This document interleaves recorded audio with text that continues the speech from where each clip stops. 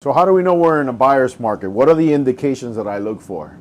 For example, price decrease. You're starting to see that a lot on the board. Days on the market. How long is a property turning around? How long is it selling it?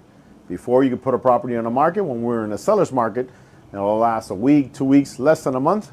You're starting to see properties now on the market for 3 months, 4 months, a longer time frame. I'm also seeing that the properties that sell, you're seeing contribution from the seller, seller's closing costs, you're seeing the price reduction from what they're asking, a lot lower. Those are all indications that we're in a buyer's market. And also the most important one is inventory. There's tons of inventory. The properties are taking longer to sell, so that means there's more inventory. The pool of buyers is less, and properties are taking longer to sell, and those are all indications that we're in a buyer's market. So we're in a buyer's market. The buyers dictate the negotiations. And if you're a good negotiator, you could get a lot of things up front.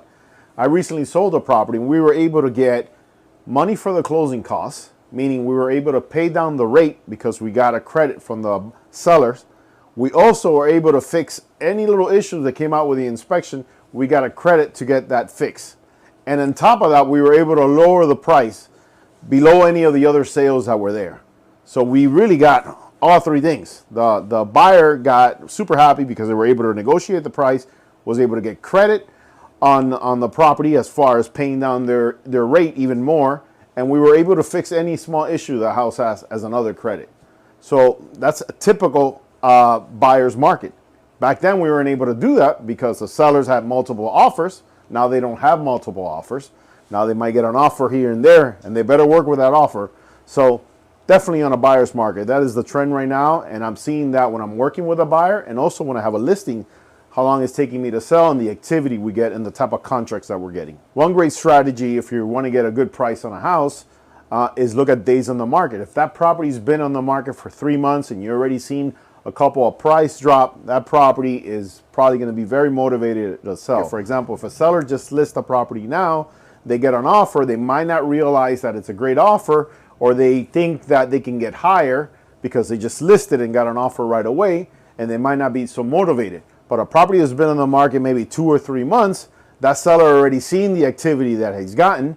Maybe the offers that he got in the beginning are actually better than the ones he's getting now, and they might be more motivated to sell that property now because they realize that, you know, we're in a buyer's market and that could get lower if they wait longer for that property to sell. If you really want to get a fantastic deal, meaning you really want to get that property priced down and you really want to move into a property that you're going to live in and right away you're going to have some equity, I love looking at fixer-uppers. And why the fixer-upper is because a lot of people want houses that are remodeled, they don't want to do anything to it. But when there's a lot of inventory, usually those fixed-up houses sell first, but the ones that need a lot of work tend to just sit there. And those are the type of properties that you could go in and make a real strong aggressive offer at a real low price, maybe even get some credit if there's need some repairs to be done.